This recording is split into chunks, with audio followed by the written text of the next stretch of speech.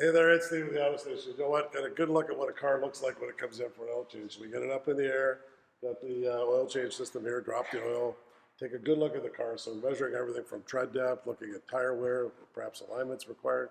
Strange things happen in pothole season, which we're kind of in right now, maybe just sort of at the tail end of it, hopefully. But that hard bump sometimes knocks alignment out, sometimes it can do some tire damage. All that stuff is inspected when you come in for a springtime oil change. Any good service provider out there is doing more than just dumping oil. They're actually having a look at the car. The big reason for that is that if you address some of these problems at the beginning, if you address them when they're new before they got an alignment issue that goes off to the side, starts putting pressure on that front end, you get all kinds of steering components that are under pressure, more expensive things will come up if it's not dealt with properly. Simple little alignment can save huge bucks, not just in performance on the tire or the service life of the tire. It can make a big, big difference on the cost of keeping the front end in a good working order. So come on in for an oil change, get to a service provider that does all this kind of great stuff, get a good look at your car, get a good look at the brakes, get ready for summer. If you're in the Burlington area, we're happy to help you. It's Steve at the Auto Station.